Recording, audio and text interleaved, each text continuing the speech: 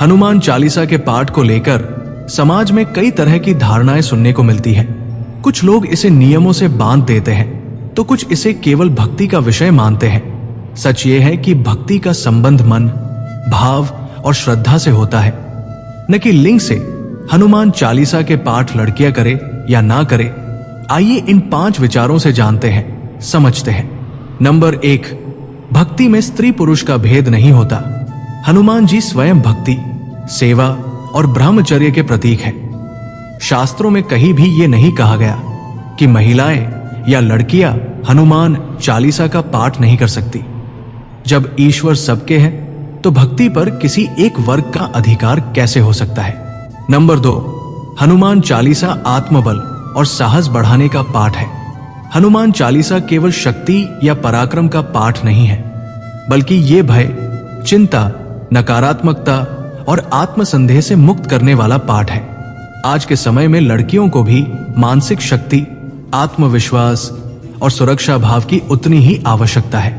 Number 3, नकारात्मक धारणाएं सामाजिक सोच की देन है, धर्म की नहीं।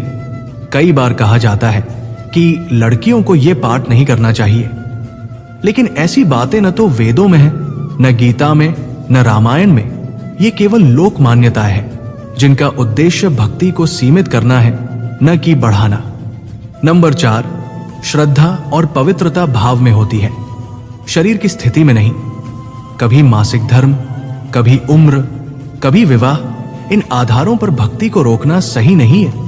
यदि मन शुद्ध है, भाव सच्चा है और नीयत अच्छी है तो हनुमान जी हर भक्त की प्रार्थना सुनते हैं, चाहे वो लड़की हो या लड़का। नंबर 5, हनुमान जी मातृशक्ति के भी रक्षक हैं।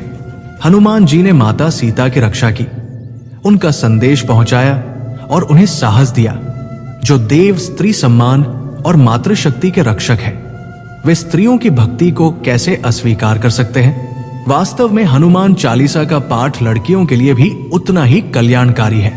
लड़कियां हनुमान चालीसा का पाठ करें या न करें, यह किसी सामाजिक डर या भ्रम से नहीं, बल्कि अपने मन की श्रद्धा से तय होना चाहिए।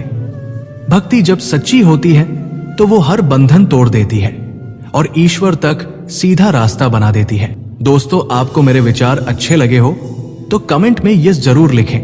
राधे राधे।